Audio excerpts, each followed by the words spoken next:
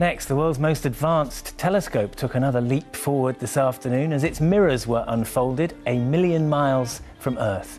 The red alert was not a gesture of panic, but of humility before the vastness of discovery, a recognition that the cosmos had spoken in a voice so alien to prior expectations that it could not be ignored. NASA's message was clear. What James Webb had seen was not a minor detail to be footnoted in obscure journals, but a revelation with the power to reorder the scaffolding of modern science. For generations, astronomers believed they were slowly piecing together a puzzle with a fixed number of parts, a picture that, once complete, would reveal the true face of the universe. But Webb's revelation suggested something far more unsettling, that the puzzle itself might change shape as one studies it, that the universe is not a static tapestry woven once at the dawn of time, but a shifting canvas whose very rules are subject to transformation. The sight of impossibly ancient galaxies glimmering in cosmic infancy demanded a reassessment not only of physics, but of history itself. If these structures had formed when they should not have, then either time itself flowed differently in those epochs, or else our understanding of cause and effect, of cosmic sequencing, was woefully incomplete. This implied a universe where creation and maturity could occur simultaneously, where beginnings carried within them the imprint of endings, and where cycles of existence could overlap in ways that made linear narratives obsolete. The philosophical weight of such discoveries pressed as heavily as the scientific. For centuries, humanity anchored its identity in a narrative of progress, primitive origins slowly yielding to complexity, ignorance giving way to knowledge, darkness replaced by light. Yet the Webb telescope showed that the universe itself may not have followed such a linear course. If galaxies of staggering complexity stood in the earliest dawn, then creation itself might have sprung forth already adorned with layers of order and sophistication. What then of the human story? Could our assumption that life, intelligence, and civilization follow inevitable stages be an illusion, a projection of terrestrial history onto cosmic scales where the rules are utterly different? The detection of chemical signatures hinting at biogenic potential only deepened this unease. If the basic materials of life had been abundant at the very dawn, then life elsewhere may have begun not after eons of waiting, but in the universe's first chapters. Civilizations older than stars in our own galaxy may have risen and fallen before Earth's crust cooled, their traces written into the very structures Webb was now revealing. NASA's mobilization reflected not mere scientific curiosity, but existential urgency. Teams across disciplines scrambled to cross-check the data, fearing both error and confirmation with equal intensity. If error, it would humble the pride of human instruments. If confirmation, it would humble the pride of human knowledge. Either way, Webb had exposed a limit, a threshold beyond which our models could not pass without breaking. The constants of physics, long assumed inviolate, now looked like local agreements rather than universal edicts. Gravity, light, quantum behavior. These might not be eternal laws but regional dialects of a larger cosmic language we had barely begun to hear. In this view, the universe ceased to be a monolithic system governed by timeless equations and instead became a dynamic organism, its rules mutable, its fabric alive. Such a vision tore open new avenues of thought. Could technology itself evolve differently under other regimes of law?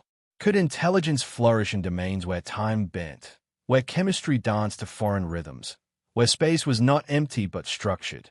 And hovering above all these questions was the darker implication that Webb had glimpsed not just anomalies, but evidence of deeper architectures, structures so alien that they masqueraded as galaxies to eyes still untrained. Perhaps they were cosmic strings, stitching together domains of reality. Perhaps they were the husks of primordial black holes, their gravity shaping infant matter into primitive complexity. Or perhaps, though few dared say it aloud, they bore the fingerprints of intention. If intelligence older than stars had left behind monuments not of stone but of space-time itself, then Webb's red alert was not simply scientific but civilizational. It meant humanity was no longer merely observing the past. It was trespassing into a realm where memory and design blurred. Thus, the James Webb Space Telescope, launched as an heir to Hubble, became something greater, a revealer of paradox, a challenger of foundations, a herald of new cosmologies. Its mirrors had unfolded not only into the cold of interstellar void, but into the warm uncertainty of human meaning. What it saw forced us to accept that the universe is not merely larger than we imagine, but stranger than we can yet endure. NASA's red alert was not an ending, but a beginning, the dawn of an age where certainty dissolved, and where wonder, fear, and discovery merged into a single, unrelenting truth, that the cosmos still holds secrets capable of shaking civilization to its core. Equally profound was a realization that the cosmos itself might not be a singular story, but a tapestry woven of multiple realities, each governed by its own set of rules. Webb's instruments hinted at structures and behaviors that seemed almost to bleed in from other frameworks of existence, as if the telescope had not merely looked farther into space, but sideways into realms adjacent to our own. The patterns of light, the gravitational distortions, the unexpected resonances in the infrared bands suggested that the universe might not be a uniform continuum at all, but a patchwork of domains where physical law bends, shifts, or even resets. For centuries, physicists have spoken of fine-tuning, the delicate balance of forces and constants that allow stars, planets, and life to exist. But Webb's red alert forced an unsettling new thought. Perhaps this fine-tuning is not universal. Perhaps what we call reality is simply the version in which we happen to reside, one bubble among countless others in a vast cosmic froth. What Webb glimpsed could have been leakage from those neighboring domains, galaxies shaped not by gravity as we know it, but by forces that humanity has no name for. The implications extended beyond cosmology into philosophy and even theology. If the universe is stranger than the equations allow, then humanity's role within it is stranger still. Were we an accident of one cosmic domain, or participants in a far larger symphony of creation, where life may be seated in countless variations across countless frameworks? In the glow of Webb's revelations, the old debate of whether we are alone in the universe became almost trivial. The real question became, how many ways might existence itself unfold, and how many kinds of life might have arisen under laws we cannot yet imagine? And then came the data that truly unsettled even the most disciplined scientists. Hidden within spectral analyses of distant galaxies were fluctuations so regular, so patent, that some argued they could not be random. To most, these anomalies were dismissed as artifacts of noise, distortions from cosmic dust, or the limits of calibration. But a few, quietly, began to whisper of another possibility, that what Webb recorded might resemble signatures of information, not signals of life as we know it, not radio chatter across the void, but the fingerprints of order intentionally embedded in the fabric of reality itself. If so, then the cosmos is not only a stage of physics and chemistry, but a coded system, perhaps even a message, whose origin and meaning remain hidden in its structure. NASA's red alert, therefore, was not merely about astronomy. It was about acknowledging that human knowledge had struck a boundary, a cliff edge beyond which certainty fell away into mystery. The urgency was not born of fear, but of recognition. The James Webb Space Telescope had not simply rewritten chapters of the cosmic story. It had torn out the entire table of contents. As scientists worked day and night, their faces illuminated by the glow of data streams pouring in from a million miles away, the world held its breath. The discovery spoke of galaxies too vast, chemistry too advanced, laws too flexible, and perhaps even intentions too structured to fit within the comfortable narrative of gradual cosmic evolution. It was as though the universe, after billions of years of silence, had decided to answer the human gaze not with comfort, but with challenge. And so the red alert echoed not just through NASA's corridors, but through history itself. For in its light, humanity was confronted with a revelation more humbling than any before, that the universe is not simply larger than we imagined. It is fundamentally other. The story had only just begun, and Webb had handed us the first trembling lines of a narrative that will take generations to comprehend. The revelation of order where chaos should have reigned did not merely rewrite equations. It tore at the very scaffolding of human certainty. For decades, cosmologists had spoken of the infant universe as a boiling sea of plasma, a turbulent cauldron where matter clumped and collided, still raw from the explosive violence of the Big Bang. In such an environment, structure should have been scarce, symmetry nearly impossible. Yet Webb's images defied that expectation. There, across gulfs of time measured in billions of light years, galaxies revealed themselves not as shapeless swirls of scattered matter, but as refined spirals and elegant ellipticals, cosmic masterpieces painted upon a canvas still damp with creation's fire. To witness such refined architecture so soon after the dawn of time was like stepping into a cathedral before its foundation stones had even cooled. This was not a universe struggling toward coherence. It was a universe predisposed toward it, as though some hidden rhythm beat beneath the surface, guiding matter into harmony far earlier than reason allowed.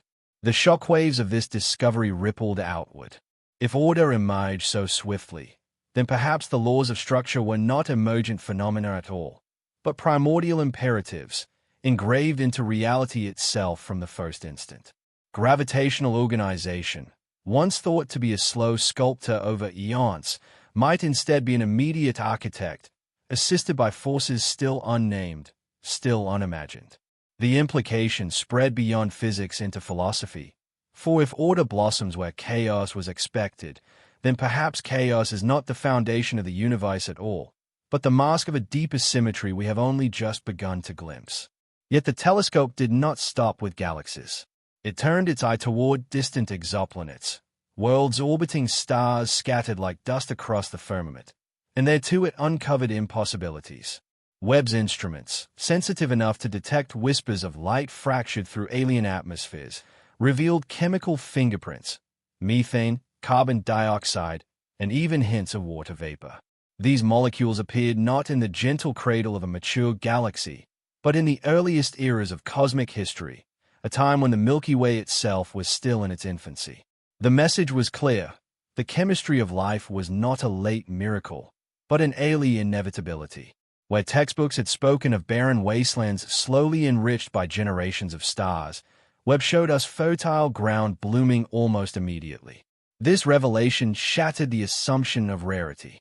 If complex chemistry was present so early, then biospheres may not be precious anomalies. They may be common, abundant, woven into the very DNA of the universe. And with that realization, the probability of life elsewhere grew not just incrementally, but exponentially. Suddenly, the night sky transformed. Every point of light became not just a distant star, but a possible cradle of ancient oceans, forests, and intelligences. Civilizations billions of years older than our own may have risen, thrived, and vanished long before Earth's first microbial dawn. Their traces might still drift across interstellar space, signals fading into noise, relics buried within nebulae, or megastructures hidden in the shadows of galaxies. What was once speculation hardened into inevitability. We are not the first, nor perhaps the last, but participants in a cosmic continuum of life. And yet, even as life's probability swelled, Webb's gaze revealed darker mysteries. In the distortions of light bending around unseen masses, it found gravitational signatures too great to ignore. These were not the gentle fingerprints of ordinary black holes, but titanic wells of gravity, each weighing millions or billions of suns. The paradox, they existed too early. Conventional theory insisted such giants required eons of slow accretion to form. And yet here they were, cosmic leviathans already lurking in the first chapters of existence. This forced a terrible reconsideration. Perhaps these monsters were not the end products of stellar death at all, but primordial entities, born directly from the collapse of space-time itself in the furnace of the Big Bang. If so, then black holes are not cosmic anomalies, but building blocks, woven into the fabric of creation as seeds around which galaxies, and perhaps the universe itself, organize. The implications spiraled outward again. If black holes predated galaxies, then the very map of cosmic evolution was inverted. Space and time may have flowed not freely into openness, but into the curved geometries of these wells, their influence stretching back into the very fractions of a second after creation. The universe was not sculpted solely by expansion, but also by collapse, a dance of outward breath and inward fall that shaped the tapestry we now observe. And with that realization came the whisper of something more profound. What if black holes are not graves, but wombs? What if each is a generator of new space, new laws, new universes budding from singularity? Faced with these impossibilities, humanity was forced to confront not merely new data, but a new reality. The red alert was not just a warning to scientists to revise their models. It was a cultural summons to awakening. For philosophers, the early emergence of order challenged the linear progression of complexity. For theologians, the abundance of life and primordial architecture redefined creation itself.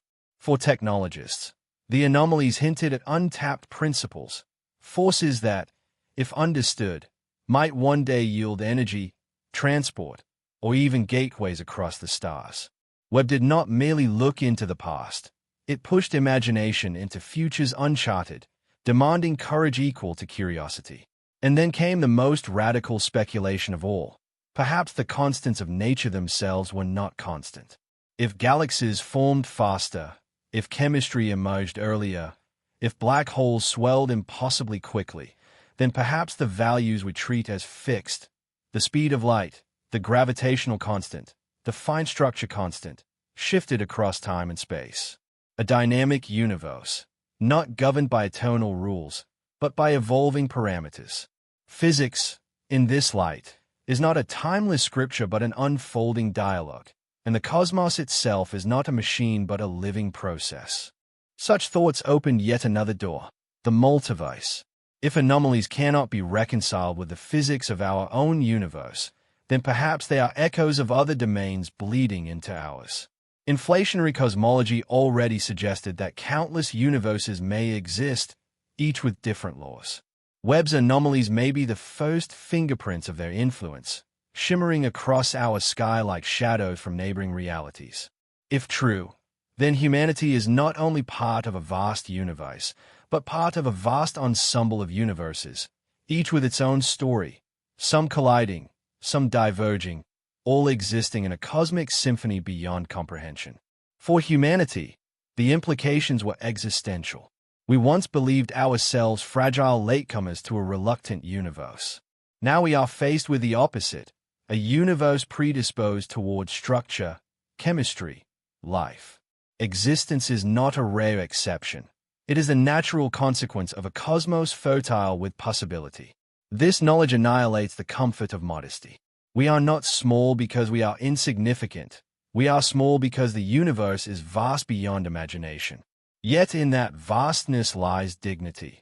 We are expressions of a universe that has always carried the seeds of order, complexity, and consciousness within its fabric. The red alert marked not the end of knowledge, but the beginning of a new epoch. Just as Copernicus displaced Earth from the center, just as Hubble revealed galaxies beyond our own, Webb has now displaced our very assumptions about time, order, and life. The boundaries of knowledge dissolve, replaced by horizons that recede as quickly as we approach them. Each answer births 1,000 new questions. Each discovery demands the reimagining of what we thought immutable. The galaxies that should not exist, the black holes that should not be, the atmospheres that should not yet have formed.